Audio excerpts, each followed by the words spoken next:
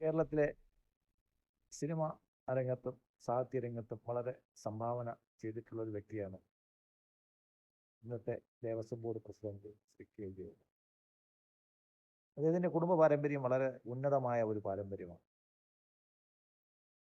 സിനിമയിലെ വളരെ പ്രധാനപ്പെട്ട പാട്ടുകളൊക്കെ രചിച്ച് നമ്മുടെ സാംസ്കാരിക രംഗത്ത് നിറഞ്ഞു നിൽക്കുന്ന ഒരു വ്യക്തിത്വമാണ്.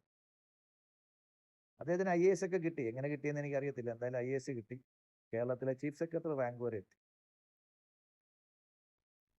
അത് കഴിഞ്ഞിട്ട് അദ്ദേഹം ഇന്ന് വരെയും റിട്ടയർ ചെയ്തിട്ട് 10-15 വർഷമായി. ഇന്ന് വരെയും അദ്ദേഹം ഒരു ലാവണമില്ലാതെ അദ്ദേഹത്തിന് ജീവിക്കാൻ പറ്റാത്ത ഒരവസ്ഥ. ചിലർക്ക് എങ്ങനെയാണ്, സിഗരറ്റ് വലിക്കുന്നവർക്ക് സിഗരറ്റില്ലാതെ ജീവിക്കാൻ പറ്റത്തില്ല എന്ന് പറഞ്ഞ പോലെ ഈ അധികാരത്തിന്റെ സുഖം നിറഞ്ഞവർക്ക് പിന്നെ അധികാരമില്ലാതെ ജീവിക്കാൻ പറ്റത്തില്ല എന്ന് വരികയും, അങ്ങനെ വരുമ്പോഴത്തേക്ക് എന്ത് വൃത്തികെട്ട രീതിക്ക് നമ്മൾ താന്നു പോകുന്ന ഒരു ഇതിലോട്ടും കൂടെ പോകും. അത് ഇപ്പോഴും കഴുത്തിലിട്ടയ്ക്കുന്ന ആ കോളറാണെങ്കിൽ തീരെയും വൃത്തികെട്ട ഒരു കോളറാണ് ഇട്ടയ്ക്കുന്നത്. ദേവസ്വം ബോർഡ് പ്രസിഡന്റ്, കേരളത്തിലെ ചീഫ് സെക്രട്ടറി ആയിട്ടിരുന്ന ആളാണ് ദേവസ്വം ബോർഡ് പ്രസിഡന്റ് ആയിട്ട് കയറിയിരിക്കുന്നത്. ആലോചിച്ച് നോക്കണം. ദേവസ്വം ബോർഡ് ചീഫ് സെക്രട്ടറിയുടെ എത്രയോ താഴെയാണ് ദേവസ്വം സെക്രട്ടറി വരുന്നത്, ദേവസ്വം വകുപ്പ് സെക്രട്ടറി വരുന്നത്. അതിനേക്കാളും എത്രയോ താഴെയാണ് ദേവസ്വം സെക്രട്ടറി വരുന്നത്. ആ സെക്രട്ടറിക്കാളും താഴെ വരുന്ന ഒരു പോസ്റ്റാണ് ദേവസ്വം ബോർഡ് പ്രസിഡന്റ് എന്ന് പറയുന്ന സാധനം. പിന്നെ ഇയാൾക്ക് അയ്യപ്പനെ സേവിക്കാൻ വേണ്ടി മുട്ടികൊണ്ടാണോ പോയെന്ന് വെച്ച് കഴിഞ്ഞാൽ ഒട്ടുമല്ല. IMGയുടെ ഡയറക്ടറായിട്ടിരിക്കുമ്പോഴത്തേക്കാണ് അദ്ദേഹം അങ്ങോട്ട് പോയത്. അതായത് രാഷ്ട്രീയ യജമാനന്മാരെ ഏത് രീതിയിലും സേവിക്കാൻ വേണ്ടി എന്ത് വൃത്തികെട്ട പണിക്കും പോകുന്ന, സ്വന്തം പേരിൻ്റെയും കുടുംബത്തിൻ്റെയും സ്വന്തം അച്ഛൻ്റെയും ഒക്കെ പേര് കളയുന്ന രീതിക്ക് എന്തിനാണ് ഇയാൾ ഈ ഒരു പണിക്ക് പോയതെന്ന് ഇയാളെ ഇതിനകത്ത് കയറ്റിവിട്ടപ്പോഴേ എനിക്ക് തോന്നിയത്. കാര്യം കള്ളം വാസുവും പപ്പനും വെള്ളയാണി പപ്പനും ഒക്കെ ഇരുന്ന ആ പോസ്റ്റിലോട്ടാണ് ഇദ്ദേഹം പോണത്. മനസ്സിലാക്കുക, എന്തുമാത്രം താഴ്ന്ന ലെവലിലോട്ടാണ് പോകുന്നത്. അപ്പോഴത്തേക്ക് നമ്മൾ വിചാരിച്ചു, അയ്യപ്പനെ സേവിക്കാൻ വേണ്ടിയിട്ട് ത്വരയോടെ ഓടുന്നെന്ന് വിചാരിച്ചു. ഇങ്ങേര് പിന്നെ മലയാളം യൂണിവേഴ്സിറ്റി ഉണ്ടാക്കിയതും അവിടെ സ്ഥലം എടുത്തതും അതിൻ്റെ പുറകിലുള്ള കുന്നായ്മകളും കുറെ വേറെ കിടപ്പും. IMG ഡയറക്ടറായിട്ട് ഇരിക്കെ ഈ പോസ്റ്റിലോട്ട് വരാൻ പാടില്ല എന്ന് പറഞ്ഞുകൊണ്ട് കേരളത്തിലെ ഒരു IAS ഓഫീസർ കൊടുത്ത പെറ്റീഷൻ വേറൊന്ന് കോടതി കിടപ്പും. ഇതൊന്നും വകവയ്ക്കാതെയാണ് ഈ പുന്നാര മോൻ തിരുവിതാംകൂർ ദേവസ്വം ബോർഡിന്റെ ചെയർമാനായിട്ട് പോകും. അപ്പൊ നമ്മൾ വിചാരിച്ചു ഒന്നുമില്ലെങ്കിൽ വയസ്സുകാലത്തെങ്കിലും ശകലം ബോധം വയ്ക്കും, എന്തെങ്കിലും കാര്യങ്ങൾ ചെയ്യുന്നു.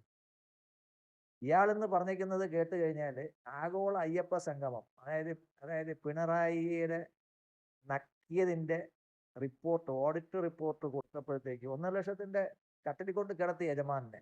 വസ്തുതാപരമായി അദ്ദേഹത്തിന്റെ കുഴപ്പം കൊണ്ടല്ലെങ്കിലും ഓഡിറ്ററുടെ കുഴപ്പം കൊണ്ടല്ലെങ്കിലും എന്തോ തെറ്റായ പേപ്പറുകളുടെ അടിസ്ഥാനത്തിൽ ഇപ്പോൾ നന്ദഭജൻസിന് പൈസ കൊടുത്തു 8 ലക്ഷം രൂപ. അവരവിടെ വന്നിട്ടില്ല. ഇതൊക്കെ വസ്തുതാപരമായ പെശകുകളാണ് ഈ ഓഡിറ്റ് റിപ്പോർട്ടിൽ. അദ്ദേഹത്തിന്റെ കുഴപ്പം കൊണ്ടല്ലാന്ന് ഞാൻ എടുത്തു പറയുന്നു. He's A professional. അയാൾക്ക് കിട്ടിയ മെറ്റീരിയൽസിന്റെ അടിസ്ഥാനത്തിൽ ഉണ്ടാക്കിയ റിപ്പോർട്ടിനകത്ത് വസ്തുതാപരമായ പെശകുകൾ ഞങ്ങളുടെ നോട്ടക്കുറവ് കൊണ്ട് വന്നിട്ടുണ്ട്. അത് പരിഹരിക്കും. എന്തായാലും താഴെ പറയുന്ന കാര്യങ്ങളിലാണ് ഒരു വ്യക്തത ഇന്ന് നമ്മൾ ഉണ്ടാക്കിയിട്ടുള്ളത്.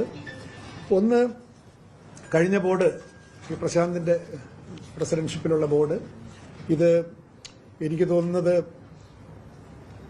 ഈ IIICയുമായിട്ട് MOU ഒപ്പിട്ടതിന് ശേഷവും ആ എമൗണ്ട് 4.99 കോടി രൂപയായി ഇതിന്റെ ചെലവുകൾ നിജപ്പെടുത്തണം എന്ന് അന്നത്തെ ബോർഡ് ഒരു തീരുമാനമെടുത്തിരുന്നു. ബോർഡിൽ അന്ന് ഒരു മീറ്റിംഗിൽ ഒരു തീരുമാനമെടുത്തു.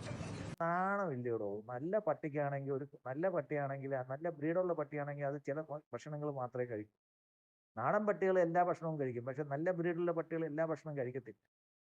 ഞാൻ പറഞ്ഞു വന്നത്, ഈ അയ്യപ്പ സംഗമത്തിന്റെ കണക്ക് ഹൈക്കോടതിയിൽ കൊടുത്തപ്പോഴത്തേക്ക് അതിനകത്ത് ചില തെറ്റുകുറ്റങ്ങൾ പറ്റിപ്പോയി എന്നുള്ളതാണ്.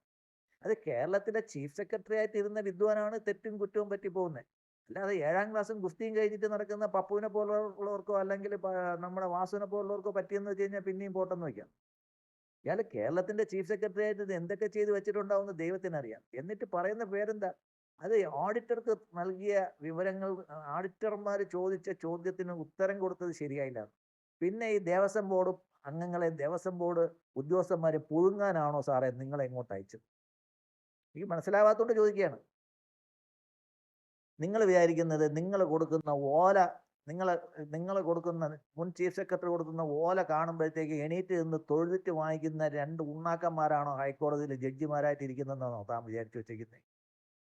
നിങ്ങൾ കേരളത്തിലെ മുഴുവൻ ജനങ്ങളെയും പറ്റിച്ച് ദേവലോകത്ത് പോയി അയ്യപ്പനെയും പറ്റിച്ചിട്ട് താനൊക്കെ എവിടെ പോയോടോ രക്ഷപ്പെടാൻ പോകുന്നത്? ദേഹത്തുനിന്ന് ഓരോരോ പുഴുക്കളായിട്ട് ഉഴുന്ന് വിഴുന്ന് നിങ്ങളെയൊക്കെ ജീവിതം അവസാനിക്കും. അയ്യപ്പനെ തൊട്ടവരാരും രക്ഷപ്പെട്ടിട്ടില്ല. ഭാസ്കരൻ നായർക്കൊക്കെ ഉണ്ടായ വിവരം എന്താണെന്ന് അദ്ദേഹത്തിന്റെ വീട്ടുകാരടുത്ത് ചോദിച്ചു കഴിഞ്ഞാൽ അറിയാം. ശബരിമല അയ്യപ്പന്റെ പൈസയോ അല്ലെങ്കിൽ അയ്യപ്പനെയോ തൊട്ടവർക്കൊക്കെ സംഭവിച്ചിട്ടുള്ളതെല്ലാം ഇയാൾക്ക് നല്ലോണം അറിയാന്നുള്ളതാണ്. കവിത എഴുതിക്കൊണ്ടൊന്നും ഇത് മാറില്ല. പണ്ട് ഒരു ഫ്രൈസിൽ പറഞ്ഞ മാതിരി അറേബ്യൻ ലോകത്തിലുള്ള മുഴുവൻ സുഗന്ധങ്ങളും കൊണ്ട് തന്നെ കുളിപ്പിച്ചു കഴിഞ്ഞാൽ താൻ ഉണ്ടാക്കിയ നാണക്കേട് എപ്പോഴെങ്കിലും മാറുമോ മാഷേ? നിങ്ങൾ ഈ ഹൈക്കോടതി ജഡ്ജിയെ ഈ ദേവസ്വം ബോർഡ് പ്രശാന്തും എല്ലാം കൂടെ ചെയ്തു വെച്ച ഈ വേലയ്ക്ക് നിങ്ങൾ കള്ളക്കണക്കുണ്ടാക്കി ഈ ഹൈക്കോടതി ജഡ്ജിമാരെ പറ്റിക്കാൻ പോയതിൻ്റെ ആ നാണക്കേട് നിങ്ങൾ കുടുംബത്തിന്റെ എത്ര തലമുറ പുറകോട്ടും എത്ര തലമുറ പിന്നോട്ടും പോകുമെന്ന് ആലോചിച്ച് നോക്കി. നിങ്ങളുടെയൊക്കെ കൊച്ചുമക്കളെയൊക്കെ പറ്റി പറയുന്നത് ഇങ്ങനെയായിരിക്കും. മറ്റേ ജയകുമാറിന്റെ കൊച്ചുമോനാന്ന് പറയും. ഏത് ജയകുമാർ? മറ്റേ ശബരിമലയിൽ കള്ളം പറഞ്ഞില്ലേ ജയകുമാർ, അയാളെ കൊച്ചുമോനാന്ന് പറയും. ഒരു 4 തലമുറ ഇപ്പുറത്തോട്ടും ഒരു 4 തലമുറ മുന്നോട്ടും പറയും. ആ കിഷൻ നായരെ മറ്റേ ജയകുമാറിന്റെ അച്ഛനാന്ന് പറയും. ഏത് ജയകുമാർ? മറ്റേ ജയകുമാറിന്റെ അച്ഛനാന്ന് പറയും. എന്തിനാണ് നിങ്ങൾ ഈ വേണ്ടാത്ത പണിക്ക് പോയത്? വയസ്സുകാലത്ത് നായ്ക്ക് നരയ്ക്കും പോലെ നരച്ചില്ലേ? ഇനി വീട്ടിൽ ചെന്ന് ഇരുന്നൂടെ? അധികാരത്തിൽ ഇരുന്ന് ദ്രവിച്ചില്ലേ? ശബരിമല അയ്യപ്പനോടാണ് കളി. കാണാം നമുക്ക്.